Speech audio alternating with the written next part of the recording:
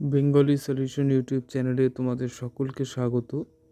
আজকে বাংলা বিষয়ের অত্যন্ত গুরুত্বপূর্ণ পর্ব ব্যাকরণ অংশের একটি প্রশ্নপত্র নিয়ে আমি হাজির হয়েছি। যারা আমার এই চ্যানেলে নতুন তারা অবশ্যই চ্যানেলটিকে সাবস্ক্রাইব করবে এবং ভিডিওটিকে শেয়ার করবে এবং তোমাদের প্রয়োজনীয় বিভিন্ন ভিডিও চ্যানেলে দেওয়া রয়েছে, তোমরা সেগুলো দেখবে এবং দেখে তোমাদের মতামত জানাবে।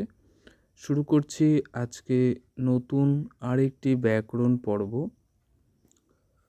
চলে যাচ্ছি প্রথম প্রশ্নে। তাদের আজ সকালে গান গাওয়া হলো। কোন শ্রেণীর বাচ্চ? শব্দ থেকে স্বাভাবিকভাবে হচ্ছে কি যে রয়েছে তাদের আজ সকালে গান গাওয়া হলো। এখানে ক্রিয়ার অংশে দেখো হ ধাতুর একটি অতিরিক্ত ক্রিয়া যুক্ত রয়েছে, তাহলে স্বাভাবিকভাবে বোঝা যাচ্ছে এটা হচ্ছে ভাববাচ্য হবে। চলে যাচ্ছি পরবর্তী প্রশ্নে। পলাশীর প্রান্তরে আমাদের সৈন্য সমাবেশ করতে হবে। পলাশীর প্রান্তরে আমাদের করতে হবে, ঠিক আছে। তার মানে এখানে আমাদের অর্থাৎ তাহলে হচ্ছে কি যে আমাদের দ্বারা বিষয়টা সাজাতে হবে বা করতে হবে, তাহলে সেক্ষেত্রে এটা হয়ে যাবে কর্মবাচ্য। চলে যাচ্ছি পরবর্তী প্রশ্নে। ইসাবের মেজাজ চড়ে গেল। কোন শ্রেণীর বাচ্য? দেখো, ইসাবের মেজাজ চড়ে গেল কারকের হিসেবে ইসাবের শব্দটা অকারক পদ। মেজাজ চড়ে গেল, তো চড়ে গেল অংশটা হচ্ছে ক্রিয়া, মেজাজ তো এটা হচ্ছে অবজেক্ট, তো সেই ক্ষেত্রে এটা হয়ে যাবে কর্মকর্তৃবাচ্য। সেখানে যাবার পথ বন্ধ, সেহেতু অন্য দিক দিয়ে যেতে হবে। 4 দাগের প্রশ্ন। সেখানে যাবার পথ বন্ধ সেহেতু, যেহেতু থাকতো তাহলে জটিল বাক্য দিতাম, কিন্তু যেহেতু একটা অংশ আছে তো এটা যৌগিক বাক্য হবে। এসো যুগান্তের কবি অর্থগত দিক থেকে কোন শ্রেণীর বাক্য? যুগান্তের কবির কাছে এখানে প্রার্থনা জানানো হচ্ছে, ঠিক আছে, এটা প্রার্থনা সূচক বাক্য হবে। চলে যাচ্ছি পরবর্তী প্রশ্নে। 6 পুলিশের আকস্মিক আবির্ভাবে সে চমকে গেল। চমকে যাওয়াটা এখানে হচ্ছে ক্রিয়া, আকস্মিক আবির্ভাব, আকস্মিক একটা অব্যয় শব্দ, এটা অব্যয়জাত বিশেষণ হবে। ছেলেরা কাজটিকে আপোষ করে নিল। ছেলেরা কাজটিকে আপোষ করে নিল, আপোষ একটি বিশেষ্যবাচক পদ। মিলে সবে ভারত সন্তান মাতৃভূমি করে আহ্বান।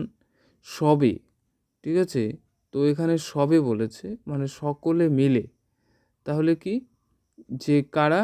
সকলে মিলে, মিলে সবে ভারত সন্তান, এটা সর্বনামীয় বিশেষণ হবে। চলে যাচ্ছি পরবর্তী প্রশ্নে। কখন তোমাদের বাস ছাড়বে? কোন শ্রেণীর শব্দ?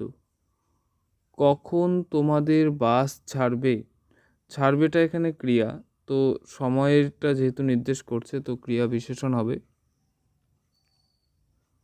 চলে যাচ্ছে পরবর্তী প্রশ্নে। লোকটির স্বাচ্ছন্দ্যে সকলেই ঈর্ষা করে।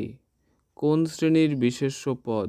লোকটির স্বাচ্ছন্দ্যে, ঠিক আছে, তো স্বাচ্ছন্দ্য আসলে কি লোকটির একটা অবস্থা, ঠিক আছে, স্বাচ্ছন্দ্য লোকটির একটা অবস্থা, তো সেক্ষেত্রে এটা হয়ে যাবে অবস্থাবাচক বিশেষ্য পদ। পদ্ম থেকে পদ্ম, শুরুতে দ রয়েছে, তো দয়ের প্রভাব এখানে বজায় আছে, তাহলে স্বাভাবিকভাবে এটা হচ্ছে প্রগত সমীভবন। চতুর্থ থেকে চৌঠা, চতুর্থ থেকে চৌঠা, ঠিক আছে, তাহলে স্বাভাবিকভাবেই এখানে হচ্ছে কি যে চতুর্থ তার থেকে এসছে চৌঠা, কি হবে? এটা হয়ে যাবে মূর্ধান্যী ভবন। ঠিক আছে, তো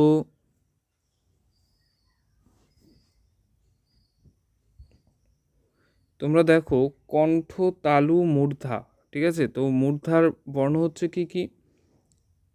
ট, ঠ, ড, ঢ। তার মানে হচ্ছে যেহেতু ঠ এসছে, তো এটা হয়ে যাবে মূর্ধান্যী ভবন। হিংস থেকে সিংহ, হিংস থেকে সিংহ, এটা কি হয়ে গেছে? এটা হয়ে গেছে ধ্বনির স্থানান্তর। হিংস থেকে সিংহ, এটা হয়ে গেছে ধ্বনির স্থানান্তর। উৎলেখ থেকে হয়েছে উল্লেখ, উৎলেখ থেকে হয়েছে উল্লেখ।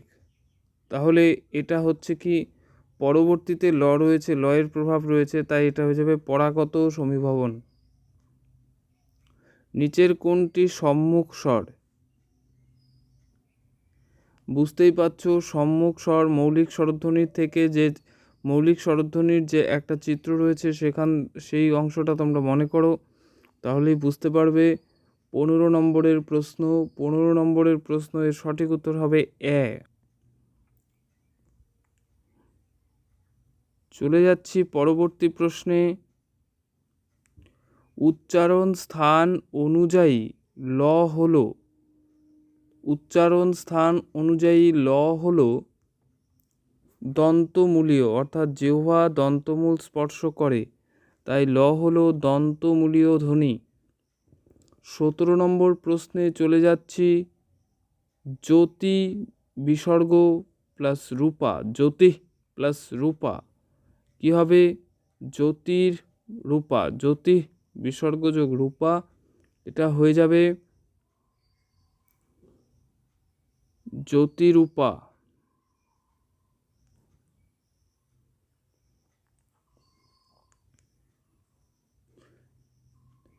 চলে যাচ্ছি পরবর্তী প্রশ্নে। যজ্ঞের সন্ধি বিচ্ছেদ হবে যজ প্লাস ন।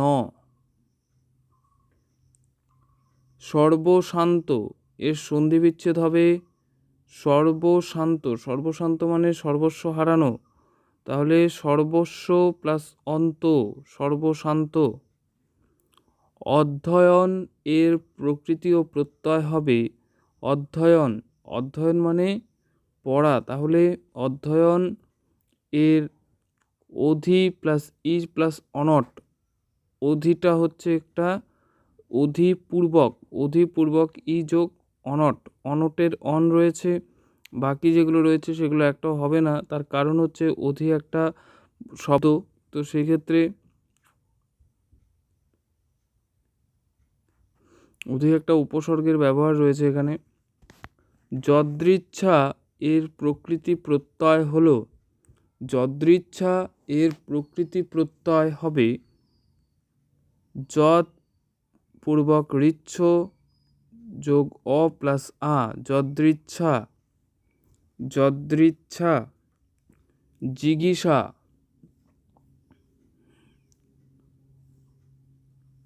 22 নম্বরের উত্তর হবে জিগীষা। জিগীষা এর উত্তর হবে জি প্লাস সন যোগ অ যোগ অ, জি যোগ সন যোগ অ যোগ অ, জিগীষা। 23 নম্বরের প্রশ্নে চলে যাচ্ছি। খ্যাতি প্লাস মতুপ, এটা হবে খ্যাতি প্লাস মতুপ, খ্যাতিমান। দীয়মান, এর প্রকৃতি প্রত্যয় হবে দীয়মান। দীয়মান মানে হচ্ছে দা, দা ধাতু রয়েছে, তো দা প্লাস সানচ।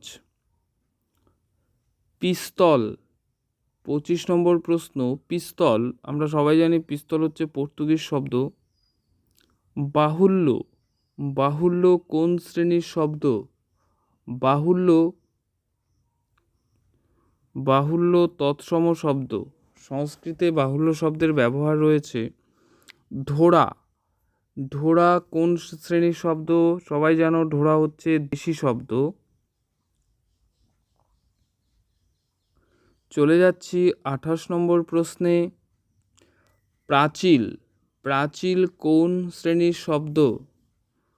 প্রাচীল কোন শ্রেণীর শব্দ? 28 নম্বরের উত্তর তোমরা করবে প্রাচীল। অর্ধ তৎসম, এটা বাংলায় আসার পরে বিকৃত হয়ে গেছে। চলে যাচ্ছি পরবর্তী প্রশ্নে। ভগ্ন শখ কোন শ্রেণীর সমাস?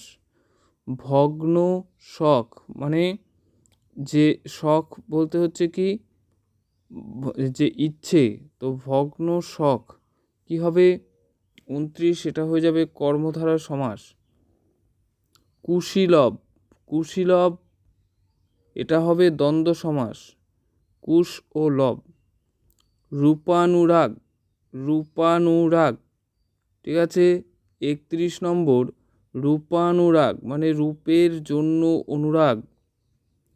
সেনানী কোন শ্রেণীর সমাস? 32 নম্বর সেনানী কোন শ্রেণীর সমাস? এটাও তৎপুরুষ সমাস হবে। চলে যাচ্ছি পরবর্তী প্রশ্নে। ঝামর তাহার কেশের দোলায়, কেশের কি দোলায়, কিসের দোলার দ্বারা করণকারক। যেন নেশায় পেয়েছে, নেশায় পেয়েছে, যেন নেশায় পেয়েছে। 34 হবে ক কর্তৃকারক। আয় আরো হাতে হাত রেখে আয় আরো বেঁধে বেঁধে থাকি, হাতে, আয় আরো হাতে বলেছে। 35 নম্বর এটাও ঘ, এটা হবে অধিকরণ কারক। উচ্চারণ প্রকৃতি অনুযায়ী এ হলো, এ কি? উচ্চারণের প্রকৃতি অনুযায়ী এ হলো সম্মুখ স্বর। চলে যাচ্ছি পরবর্তী প্রশ্নে। নিচের কোনটি তালব্য স্বরধ্বনি? নিচের কোনটি তালব্য স্বরধ্বনি? হর্ষই হচ্ছে তালব্য স্বরধ্বনি। নিচের কোনটি যৌগিক স্বরের অপর নাম নয়? যৌগিক স্বরের কি বলেছে? অপর নাম নয়, ঠিক আছে। তো যৌগিক স্বরের অপর নাম নয় বলেছে। যৌগিক স্বরের নাম সন্ধ্যক্ষর জানি, যুগ্ম স্বর জানি, দ্বিস্বর জানি, ঠিক আছে। এটা হবে অর্ধস্বর। নেক্সট 39 নম্বর প্রশ্নে চলে যাচ্ছি। নিচের কোনটি দ্বিব্যঞ্জন মানে দুটো ব্যঞ্জন? নিচের কোনটি দ্বিব্যঞ্জন? দ্বিব্যঞ্জন হলো চ। স্বরের দিক থেকে অর্ধস্বর কয়টি? 40 প্রশ্নের উত্তর হবে স্বরের অর্ধস্বর আমাদের কয়টি রয়েছে? 4টি রয়েছে। ঢ হলো, ঢ, ঢ কি ধ্বনি? ট, ঠ, ড, ঢ। ঢ হচ্ছে কি ধ্বনি হবে তোমরা বলবে। 41 নম্বর ঢ হলো মহাপ্রাণ, ঘোষ মহাপ্রাণ, ঠিক আছে, ঘোষ মহাপ্রাণ ধ্বনি। যে এরপর নিচের কোনটি প্রতিবেষ্টিত ব্যঞ্জন? প্রতিবেষ্টিত,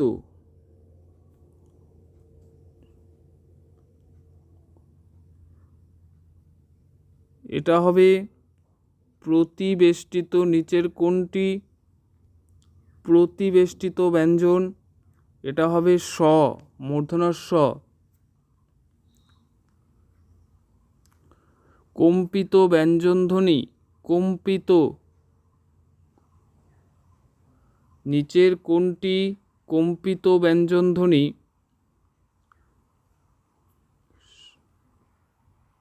কম্পিত হলো র। চলে যাচ্ছি 44 নম্বর প্রশ্নে। গামোছা থেকে গামছা, এটা শ্বাসাঘাতজনিত পরিবর্তন। এরপর 45 নম্বর প্রশ্ন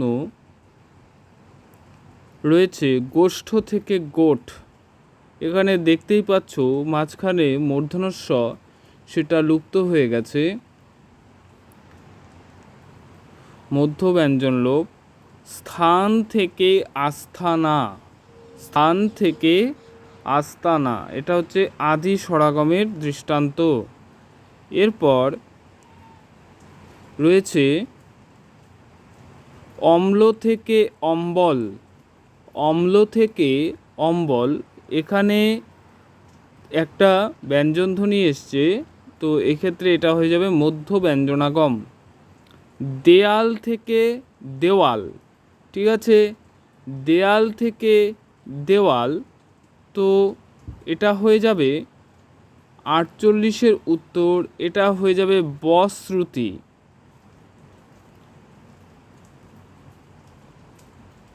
এরপর সত্য থেকে সৈত্য,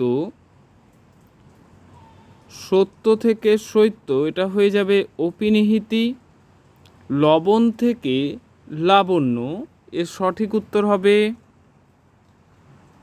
তোমরা করে ফেলবে, লবণ থেকে লাবণ্য, এক্ষেত্রে লবণ লাবণ্য এটা অপশ্রুতির দৃষ্টান্ত। তো এই হলো আজকের ব্যাকরণ পর্বের উত্তর। তোমরা কার কত স্কোর হলো কমেন্ট সেকশনে জানিয়ে দেবে।